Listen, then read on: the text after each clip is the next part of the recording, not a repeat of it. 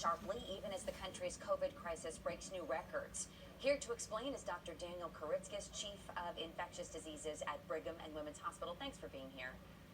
Good evening, Emily. Good to be back with you. So a few months ago, you were very concerned about the overlap of flu season with COVID. What do we know about the data here now? What does it show? You know, it's really remarkable that we've seen so little influenza activity this season, and I think two factors account for that. One, many more people got vaccinated this year than in past years, which is a great thing.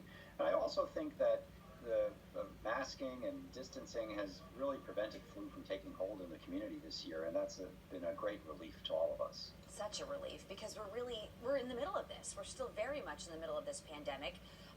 Can you talk a bit about the situation at the Brigham right now? Are you starting to see younger patients?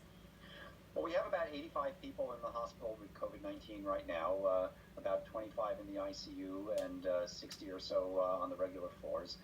The age distribution is pretty comparable to what we're seeing in the rest of the state. The majority are elderly with about an average age in the mid-70s or so across the state. But because there are more people who are infected who are young, we also have more younger people in the hospital. So as you know, researchers have been monitoring virus levels in local wastewater, and yesterday the Deer Island treatment plant recorded the highest level yet. What does that tell you about the weeks ahead? That is a really worrisome sign. We know that people excrete the virus in their stool, and that the wastewater is a good reflection of sort of the community prevalence of COVID, and cases have tracked very reliably with what they're finding in the wastewater.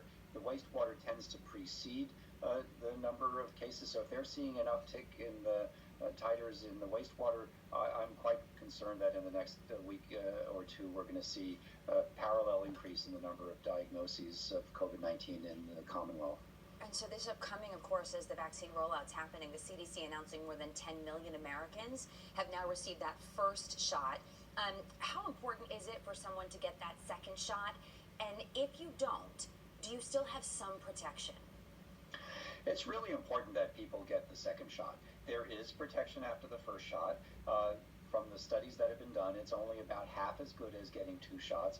But we're really in this for the long haul. We want to see people have strong, durable protection against COVID-19. And the way to guarantee that is to make sure that you get both vaccinations. Don't skimp on the second vaccine. Yeah, good advice. All right, Dr. Karitzkis, thank you for your time every week. We truly appreciate it. Always happy to help out.